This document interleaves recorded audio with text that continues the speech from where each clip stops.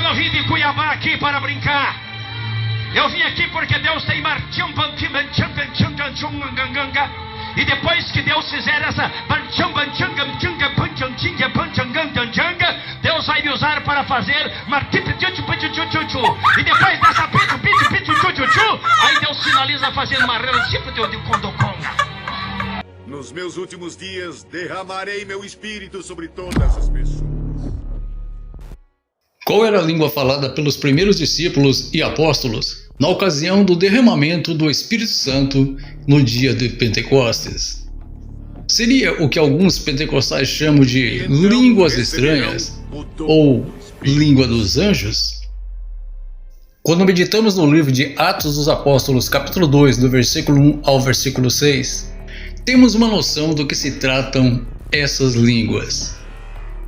O texto diz que chegando o dia de Pentecostes, estavam todos reunidos no mesmo lugar, e eles viram o que parecia línguas de fogo que se separaram e pousaram sobre cada um deles.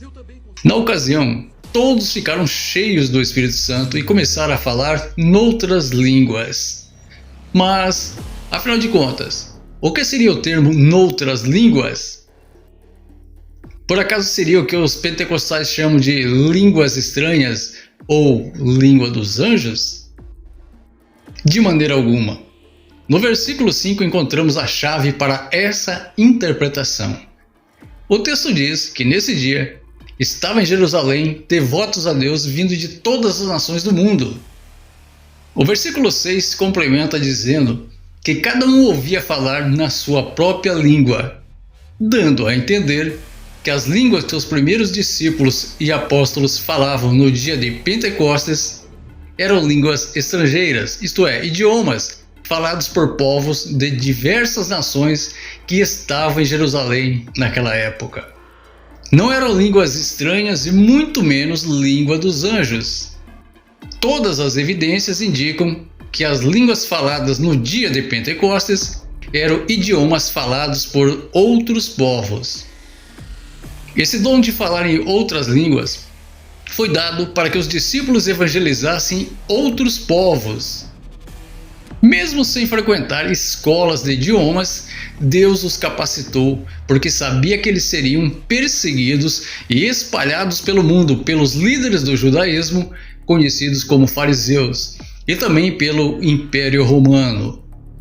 Como vocês acham que Filipe, quando caminhava de Jerusalém até Gaza, evangelizou o eunuco da rainha Candace, que era etíope? O texto diz que Filipe foi impelido pelo Espírito Santo para se encontrar com esse etíope para o evangelizar.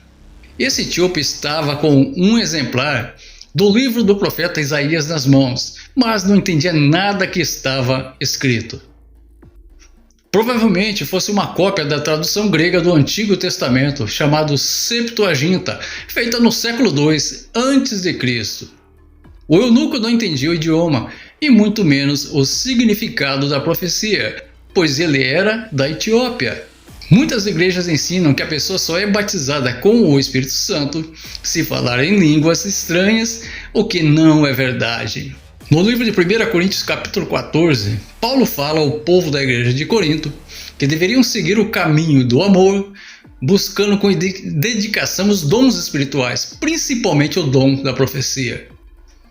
No versículo 2, Paulo diz aos coríntios: quem fala em línguas estranhas não fala aos homens, mas a Deus, porque ninguém o entende e edifica a si mesmo.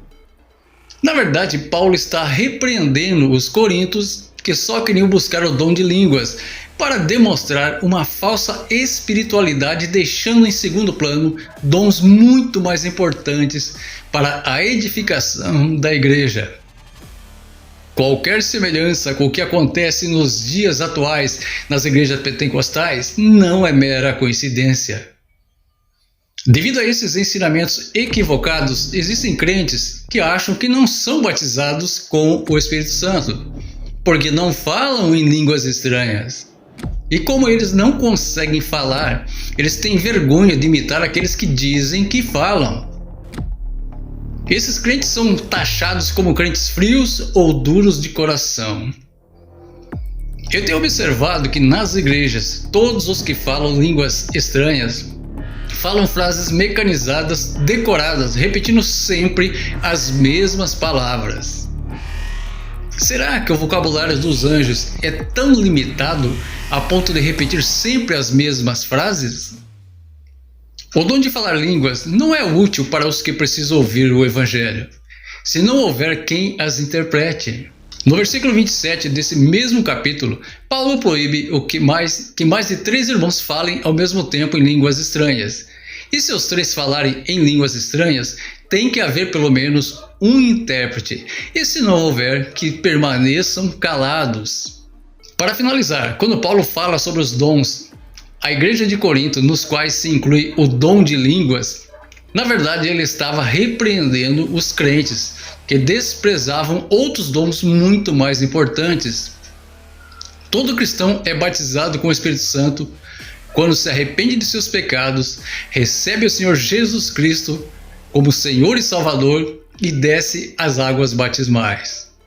Amém?